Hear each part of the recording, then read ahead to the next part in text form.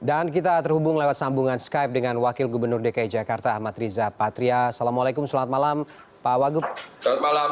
Ya, dengan Ferdi Pak, terima kasih sudah bergabung dengan kita malam ini. Pak Wagub, mungkin kita sepakat bahwa kemudian saatnya kita setelah 3 bulan kemarin cukup berdiam diri begitu. Saatnya membangun kepercayaan publik bagaimana sektor wisata ini bisa kembali bergejolak. Tapi pertanyaannya adalah seberapa tepat sih Pak keputusan ini, karena kalau dicermati evaluasi PSBB transisi ini juga belum diketahui secara komprehensif hasilnya seperti apa, Pak Wagub. Ya, jadi yang pertama memang di PSBB masa transisi ini menurutkan masa yang penting ya. Kenapa demikian? Karena di PSBB 1, 2, 3 itu kita melakukan edukasi kepada masyarakat, menerapkan ketentuan peraturan yang harus dipatuhi seluruh warga. Dan alhamdulillah ada perbaikan sarana prasarana, kesiapan SDM, dan berbagai persiapan-persiapan dari kita semua, pemerintah provinsi maupun pemerintah pusat, dan ada penurunan terhadap kurva-kurva yang ada. Nah, untuk itulah baru kami memberanikan diri untuk memasuki PSBB masa transisi. Sekali lagi, ini tetap masa PSBB, jadi PSBB dicabut.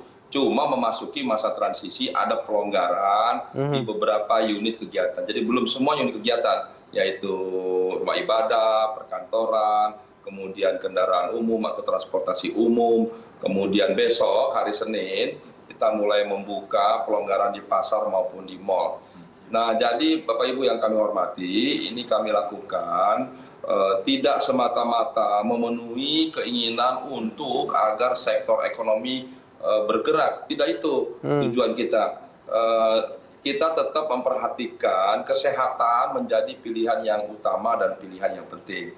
Namun demikian, dalam rangka pergerakan ekonomi, jadi pergerakan ekonomi dimungkinkan dalam jumlah yang terbatas, tapi tetap mengutamakan, memprioritaskan adalah unsur-unsur aspek kesehatan. Dan sekali lagi bagi setiap warga, karena di PSBB masa transisi ini ada peningkatan atau intensitas orang keluar rumah, orang bertemu dan sebagainya, itu dapat menimbulkan potensi penyebaran COVID itu sendiri. Jadi sekali lagi pada berbagai kesempatan, kami menyampaikan bahwa yang terbaik tempat bagi kita semua seluruh warga Jakarta ada di mana? Yaitu ada di rumah.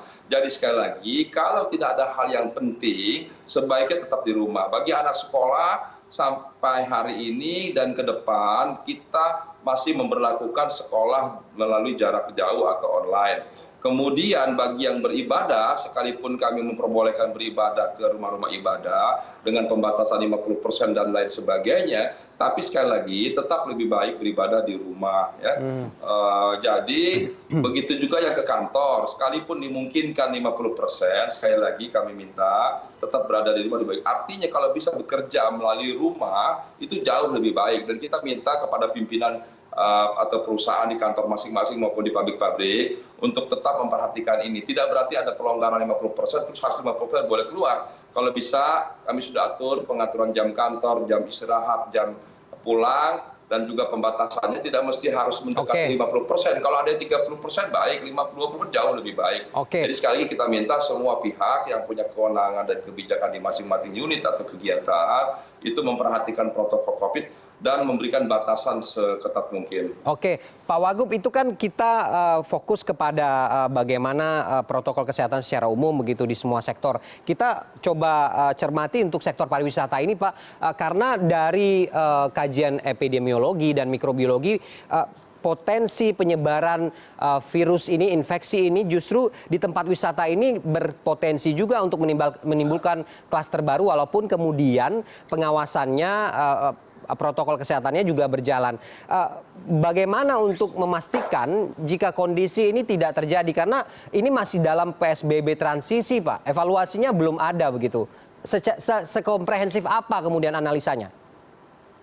Ya, jadi kalau potensi, sebetulnya di mana juga ada potensi ya. Tapi kita kan membedakan ruang terbuka, ruang tertutup berbeda. Ruang tertutup lebih rentan ya, ruang terbuka lebih jauh lah jaraknya begitu ya, terkena COVID-19 umpamanya. Jadi kalau tempat-tempat wisata yang terbuka seperti di Kepulauan Seribu ya, itu dimungkinkan memang kita buka, tapi tetap melaksanakan protokol COVID. Jadi semua kami aparat di Kepulauan Seribu, Pak Bupati dan seluruh jajarannya sudah mempersiapkan, didukung Satpol PP, Dishub dan lain sebagainya, dan seluruh ASN kami juga sudah menyiapkan protokol COVID, mulai dari kapalnya, di dalam kapal, sampai di pulau, sampai di tempat-tempat wisata, semua harus memenuhi protokol COVID ya. Jadi di pulau itu sebetulnya tempat yang terbuka. Kami tidak terlalu khawatir, mohon maaf, tidak bermaksud meremehkan, dibandingkan di pasar umpamanya, di stasiun umpamanya, di terminal umpamanya, di apalagi kereta, di halte, berbeda gitu ya. Justru kalau di kepulauan itu tempat yang terbuka, tempat yang luas gitu, di pantai dan sebagainya. Jadi khawatiran kami sekarang ini adalah justru di pasar ya, di tempat-tempat stasiun, terminal, di halte, di dalam bus, di dalam kereta, tidak di tempat-tempat wisata, apalagi di tempat-tempat outdoor begitu. Oke, Pak Wagub, yang menjadi pertanyaan publik juga bahwa apakah Pemprov DKI Jakarta juga menyiapkan model wisata baru begitu dengan tatanan baru yang dipersiapkan dari hari ini, dari masa transisi ke katakanlah new normal yang akan kita jelang begitu. Apakah ini sudah juga ada rencana atau skema tertentu begitu untuk kemudian menggalakkan sektor wisata khususnya di DKI Jakarta? Ya tidak ada sesuatu yang baru dalam armada transportasi, hanya dibatasi jumlahnya, berjarak, kemudian disiapkan di situ disinfektan, cuci tangan dengan sabun, masker, itu sesuatu yang wajib harus disiapkan dimanapun begitu. Kemudian yang tidak kalah penting, ada petugas-petugas yang mengatur, memastikan semuanya jumlahnya tidak melebihi 50%. Dan jaraknya juga tidak boleh berdekatan. Jadi semua ada petugas di di pelabuhan, di dermaga, di tempat-tempat mendaratnya para wisatawan dan sebagainya. Jadi sekali lagi berbagai kesempatan saya ingin menyampaikan betapa hebatnya, betapa baiknya regulasi yang kami buat, betapa banyaknya aparat yang kami hadirkan, betapa berat sanksi yang kami kenakan. Itu semua tidak ada artinya tanpa dukungan dari Bapak Ibu semua. Khususnya para warga DKI Jakarta, kami minta perilakunya ditingkatkan lebih baik lagi, lebih patuh lagi, lebih disiplin lagi. Kalau ini kita bisa lakukan dengan baik di masa transisi, mudah-mudahan kita menjadi provinsi yang pertama bisa memasuki satu masa yang kami sebut masa sehat, aman, dan produktif. Gitu. Jadi sekali lagi semua bergantung pada kita semua, seluruh warga Jakarta dan warga lainnya. Oke, Pak Gubernur menjamin ini semua dijalankan secara patuh, tertib, dan disiplin bagaimana Pak? Ya, kepatuhan itu kan kami atur melalui regulasi yang ada, menghadirkan aparat ya.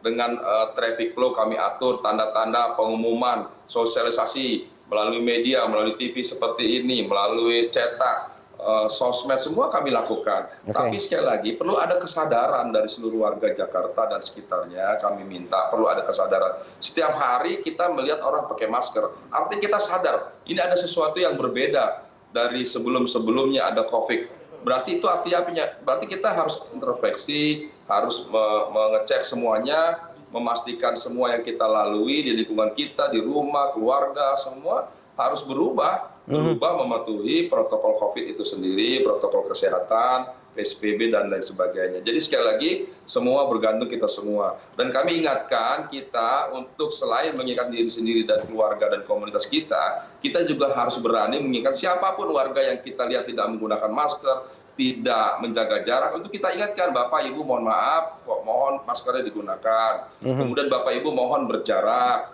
mohon cuci tangan, jangan sembarangan pegang pintu, pegang ini, pegang itu, dan sebagainya. Jadi saya kira ayolah kita sama-sama bekerja untuk saling peduli, saling gotong royong, saling bersatu untuk saling mengingatkan.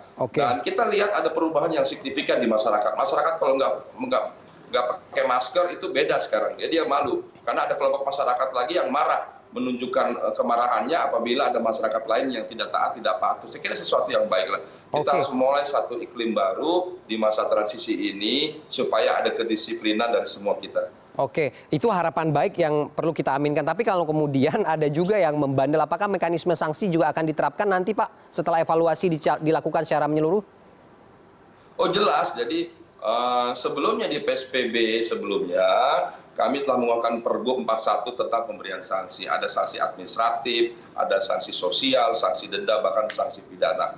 Di sanksi denda, belum semua kita berlakukan bagi masyarakat yang tidak menggunakan masker. Lebih kita pemberian sanksi sosial dengan memberikan fasilitas umum umpamanya. Tapi di PSBB keempat ini, di PSBB masa transisi ini, kita tidak segan-segan memberi sanksi kepada warga masyarakat yang masih melanggar, yang tidak menggunakan masker umpamanya. Sanksinya 250.000 denda umpamanya. Nah, sebelumnya sanksi ini memang ada 100 sampai 250.000, tapi kita lebih memilih mengedukasi masyarakat dengan cara membantu membersihkan fasilitas umum, sanksi sosial kita berikan. Tapi ke depan setelah PSBB keempat, kita tidak hanya akan memberikan sanksi sosial, tapi kita juga akan memberikan sanksi denda 250.000 dan lain sebagainya. Jadi sanksinya kita akan tegakkan, kita akan perketat mekanismenya dan sebagainya, dan kita pastikan supaya ada efek jerah bagi pedagang, bagi mal, bagi toko, bagi kantor, pabrik yang melanggar. Kita tidak hanya memberikan sanksi teguran, sanksi penutupan sementara, dimungkinkan juga kita akan memberikan sanksi berupa pencabutan izin umpamanya. Oke, baik.